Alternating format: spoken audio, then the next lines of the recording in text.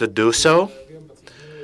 11 millions have been allocated to mitigate the impact of the climate change. But could we be more precise? Because actually we are talking about a couple of dozens of thousands rather than millions, because the millions are actually what we have received from selling quotas. We are not talking actually about 11 millions that could be dedicated for this. Actually, for this particular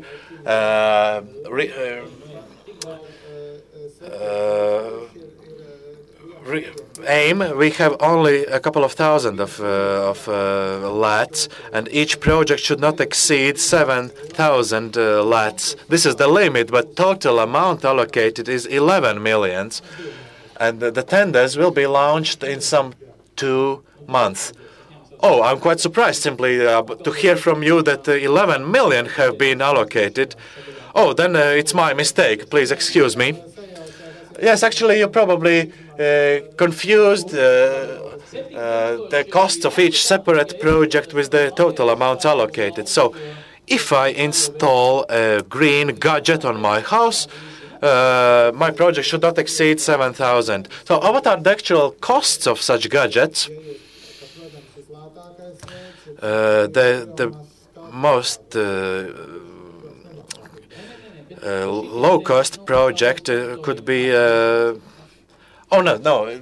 Could you just quote some prices when we talk about the heat pumps? Or our colleague from Poland mentioned somewhere between 15 and 20,000 euros, and 7,000 would account for 1/3 of the total costs. It's quite a good indicator.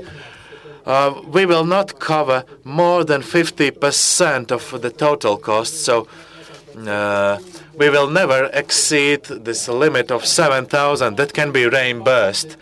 Of course, we cannot subsidize in the amount of 100%. So, Mr. Līdakas, do you oppose to this approach? Actually, I'm not opposing. Also, the heat pumps are quite popular here in Latvia. If people choose to use such technologies, then, of course, I believe that we shouldn't probably focus on the solar panels, where probably we can do without them.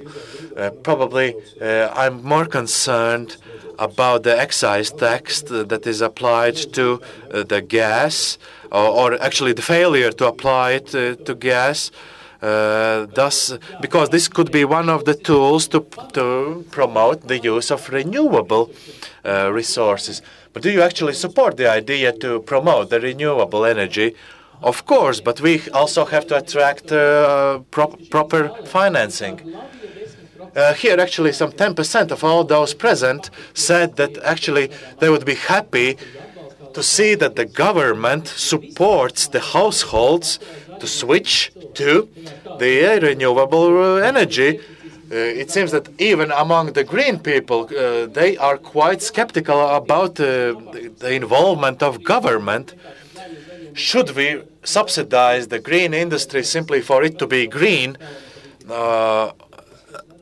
or should we do something else? Actually, we shouldn't, of course, engage in simply supporting green ideas for being green. Actually, we have so much resources that can be used to produce biomass.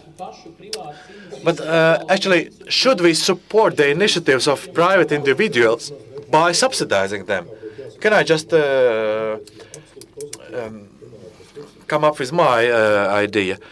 Of course, we may implement certain pilot projects, and of course we should promote such alternative solutions so that people are aware of all the options that are made available. And we should support such pilot projects so that people don't have to go to Denmark to learn about the new technologies.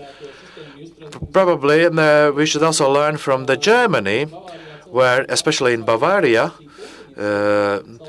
each rundown shed has solar panels on the roof. And actually, those less green, actually, taxpayers actually pay for such fancy solutions. Of course, it is a privilege to live in rural areas and to be able to install a wind turbine or something else. But of course, it is also a mechanism of generating money by selling the surplus energy to the grid. However, I don't think that support should be only provided to pilot projects. If our policy is aimed at reducing our energy dependency, then of course it should be treated as our priority. And of course, we will not be able to buy energy from such alternative sources in the amount of 1 million a day. Therefore, of course, the public sector should intervene, because it is not a decision of separate individuals to promote the energy independence. Another hot potato we should discuss in Latvia and also in Poland and other countries, and which also is closely linked with the support from the Europe or from national government.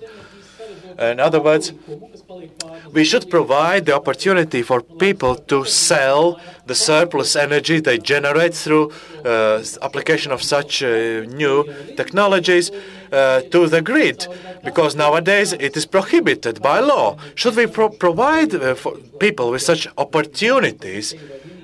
Because in many countries the national energy companies are monopolies. So should we allow private individuals to sell the surplus energy, and by this we actually promote the whole process as such? Well, as soon as we have clearly defined policy, as soon as we have technology allowing us to do it, as soon as we have the technology, yes, there is technology all around Europe, and we have the Polish businessman here today selling it to us. Yes, I mean, that's an issue of decentralization. At the same time, it's related to our democratic values. It's the way of strengthening democracy as well. And there is all proof of that. And in this respect, the governments can do everything, a lot of things to benefit themselves as well as to benefit the public by creating favorable conditions for that and by increasing or reducing the prices, which is one of the objectives that the government also has, or responsibilities of the government. Well, the prices only because of the type of the procurement or because of the subsidies will not go down. Yes, but you know, state assistance is the way of bringing prices down. So you don't think that we should apply special prices? No, I mean, we should have the special prices, but the overall price will not go down, therefore. No, but everybody in the wallet will have more money. Oh, in that respect, yes, I understand. But what should be regulated? Mr. Zielinskis, would you like to add anything? Yes, I wanted to add. Anyhow, one of the first tasks of the new parliament will be the adoption of the renewables law. I might be mistaken with the title, but it's about renewables. At the moment, the government has prepared a legislative package on renewables, so it has to be adopted by the parliament first-hand, and it has to be reviewed by the parliament. So the idea that this law presents is that the support to the electricity produced out of renewables cannot be over-subsidized. If we over-subsidize, we might find ourselves in a situation where there are cases when, for example, the wind park is being powered by power generator just to have the propeller spinning, or, for example, the water is being pumped to the small hydropower station in order to keep it going. So this would be an over-subsidizing that would distort the whole system or the market. And the illusion that we have had so far is that the renewables have pushed the tariffs up. No, that's not true, and it's not true that the tariffs are being pushed up by the renewables.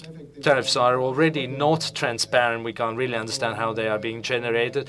And also the tariffs are favoring the use of gas in cogeneration, and this is something that we should get rid of fast enough. So what about the subsidies to private houses, and what kind of sort of regulated price could this be? Could it be set? Because we could also, you know, temper with the meters as well. You know, if you, for example, sell surplus energy, you get it for the 4 times the price. But there, for example, is the